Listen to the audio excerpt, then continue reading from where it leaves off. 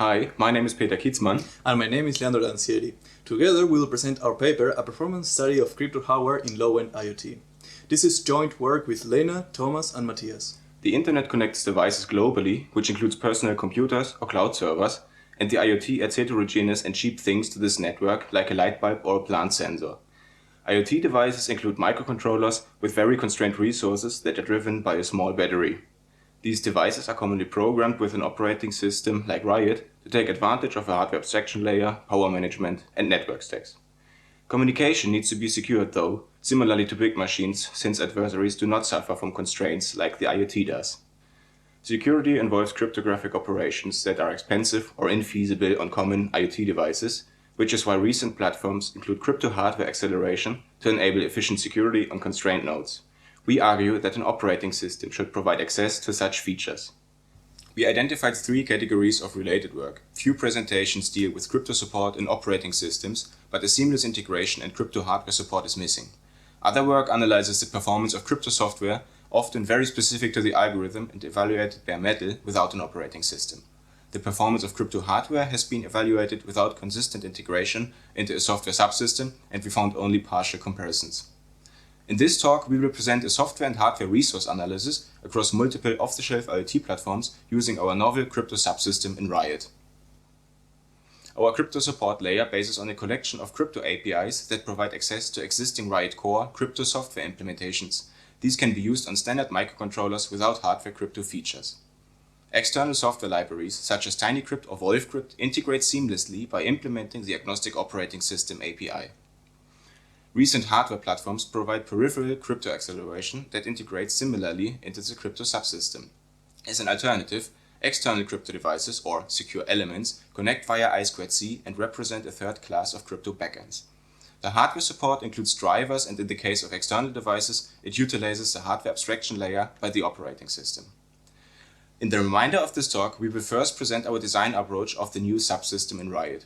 We will present performance benchmarks for basic crypto hardware and elliptic curve acceleration. Thereby, we compare hardware to software results. Finally, we will summarize the key insights of this work and present our next steps. Let's start with our design principles to integrate hardware support. Vendors typically provide libraries to access low-level device operations. Although capabilities of such libraries vary widely, we base our approach on them to take advantage of specific vendor knowledge and testing. This allows for sustainable maintenance and updates in the operating system. We use the RIOT package subsystem that clones, builds, and links external repositories during firmware compilation and provides software wrappers to integrate external drivers to agnostic OS-level APIs. Crypto accelerators provide a collection of primitive operations, and the device must be protected against concurrent access in every function call. Certain vendors' libraries already maintain mutexes internally. Care must be taken with special hardware that provides multi-crypto devices. We implement an internal management instance to select the next free device for operation. Low energy consumption is crucial in the IoT. Active peripherals consume energy and may prevent devices from sleep. Hence, we turn on and off a device before and after every operation, which is efficient when wake-up delays are short. In contrast, external devices require additional resources during initialization. We implement a global user counter that increments with every concurrent driver request and decrements after an operation. The device is turned off when the counter reaches 0. Subsequent requests still suffer from redundant on-off cycles. A device-specific configuration option enables manual power control for these cases. Cryptographic functions operate on an internal state, represented as a context struct. Vendor libraries define a device-specific struct in many cases, which must be abstracted when facing a common OS interface.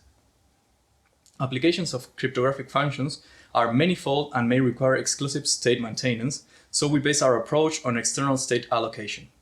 Few crypto processors reduce operations to one at a time, which requires to read, save, and restore the hardware state after an intermediate operation, for instance, a hash update. This increases completion time and memory requirements. We implement a device-specific disable option for this behavior. RIOT currently supports around 200 platforms with heterogeneous hardware capabilities.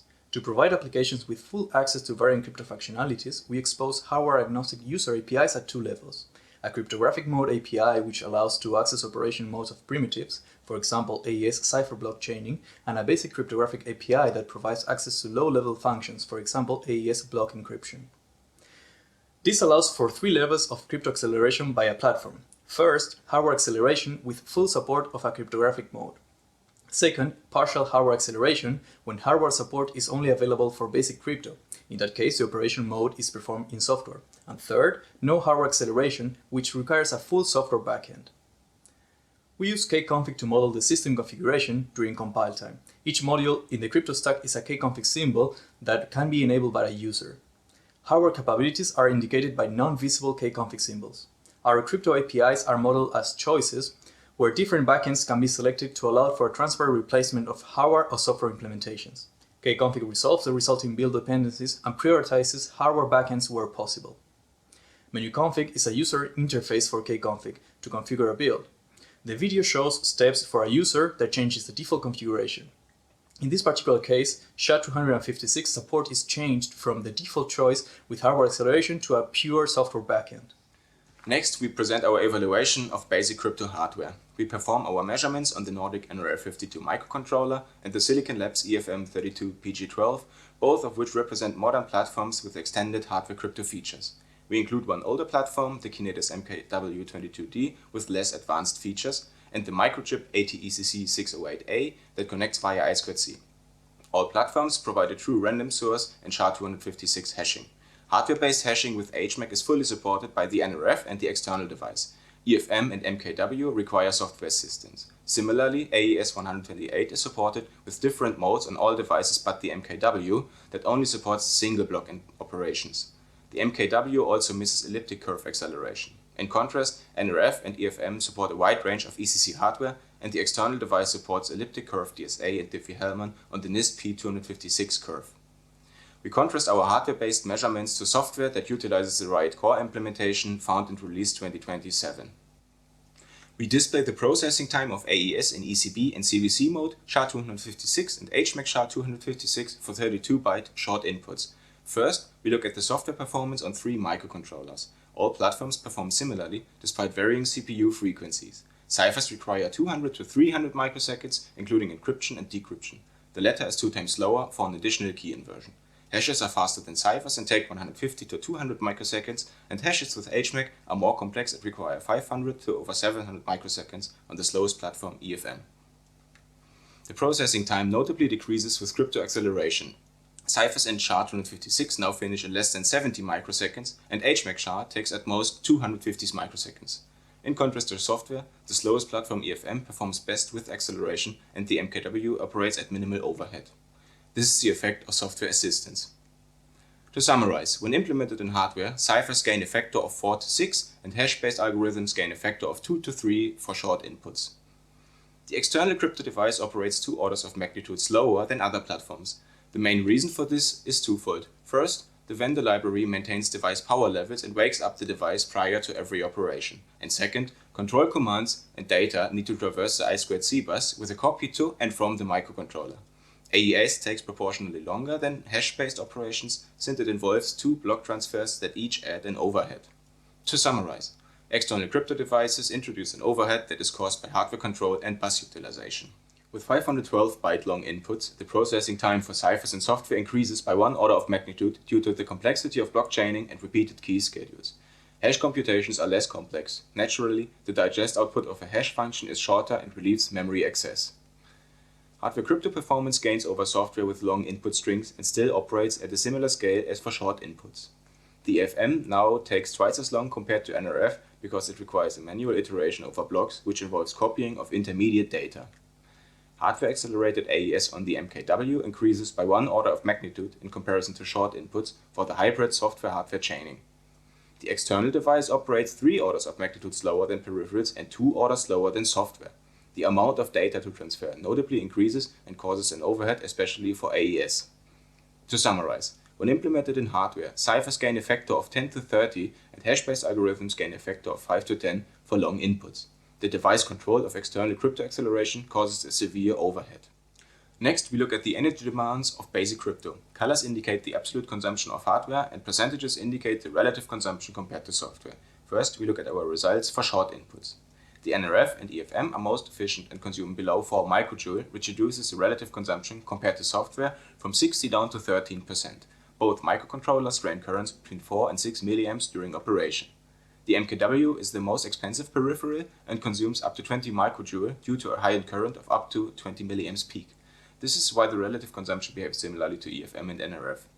The external crypto device, again, reveals the highest energy demands ranging from 45 to 130 microjoule despite its small average current of 1.2 milliamps. This is a consequence of the long execution times and decreases pure software performance by one order of magnitude. The right side of the figure presents results for long inputs. The performance gain from hardware increases notably on NRF and EFM and reduces the consumption down to 1% of the software. The NRF outperforms EFM on long inputs, similarly to our measurements of the processing time, although its current consumption is approximately 1 milliamp higher. The MKW increases energy demands by a factor of 10 compared to short inputs, which is related to software assistance. However, it equally profits for short and long input data. The most expensive solution is again the external device, which increases the absolute consumption by a factor of 10 and only experiences a slight performance gain compared to short inputs. To summarize, the advantage of hardware over software typically increases with long inputs. Software-assisted solutions equally profit for short and long inputs. The energy demands of the external device increases software by a factor of 13 to 25. We now move to asymmetric elliptic curve crypto with hardware acceleration. Our ECC measurements run on the NRF and we compare two software implementations, the Relic Crypto Toolkit and Micro ECC. On the hardware side, we compare the NRF peripheral and the external crypto device. We measure elliptic curve DSA and Diffie-Hellman on the NIST P256 curve, which is the common factor among our hardware and software alternatives.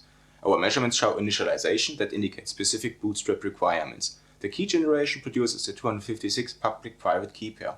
In software, we use a seeded crypto-secure pseudo-random number generator as a random source. Hardware solutions utilize the hardware-based RNG. The prerequisite for our measurements is an exchange of public keys between two parties. Device A holds the public key of B and vice versa. Obviously, the private key remains on the originating node. We measure signature creation over a message digest on A using its private key. The signature is verified on B using A's public key. Further, we measure the creation of a shared secret that is generated on A using its private key and the public key of B. We first look at the processing times for Micro ECC. The implementation is kept minimal, with only few configuration options that are applied at compile time to reduce firmware complexity. This includes statically compiled lookup tables for elliptic curves. The timescale now operates at the order of hundreds of milliseconds. The initialization effort is almost zero, and the operations for key generation, signing, verification, and secret generation show balanced results between 180 and 200 milliseconds. This is in contrast to Relic. The library implements a wide collection of algorithms that can be configured during runtime. The initial bootstrap requires 140 milliseconds for calculating a pre-computation table that is later used to optimize scalar multiplications. The effect is visible at the key generation and signing results that reduce to less than 100 milliseconds. Verification and secret creation, however, increase in comparison to Micro ECC for the absence of a multiplication optimization only found there. Considering the sum of signing and verification, Micro ECC and Relic are still on par. Our results for the external device reveal a different picture as for basic operations and now outperform software by a factor of 1.5 up to 5. Key generation and signing take longer than verification and shared secret creation, which is inverse to software results. The overhead of keygen and sign might be related to random number generation and hardware, whereas verify and secret might take advantage of a dedicated multiplication circuit. Unfortunately, we do not have further insights to the hardware design. Finally, the NRF peripheral performs best analogously to basic operations and requires only around 20 milliseconds for every operation, which is an order of magnitude below software. In contrast to the external device, though, it provides hardware support for over 15 elliptic curves. To summarize, configurability and the algorithmic choice affect software performance. The performance of the external device is on par with common crypto libraries. Peripheral hardware acceleration gains by one order of magnitude compared to software. Now to conclude. In this work, we contributed a crypto-subsystem for RIOT with a seamless integration of varying crypto backends, and we provided comparisons of symmetric and asymmetric algorithms implemented in hardware and software. We performed consistent system benchmark on multiple IoT devices, including crypto peripherals and external crypto devices. Our results show that crypto peripherals outperform software in runtime and energy. The benefit increases with longer input lengths. Context sizes and stack memory usage of crypto hardware operate at a similar scale as crypto software, and device drivers add an overhead to firmware size. External crypto devices are slow on symmetric crypto, but their performance improves on asymmetric algorithms. A small memory footprint enables cryptographic operations even on very constrained devices. We also found that several vendor implementations leave optimization potential. More insights can be found in our paper. In future work, we will extend our analysis to hardware architectures with trusted execution environments such as ARM Trust Zone. And we will extend our evaluation to novel security protocols such as ACE or OAuth that will make heavy use of hardware-accelerated crypto operations. Thank you for your attention. We support reproducible research. Our code is available on GitHub.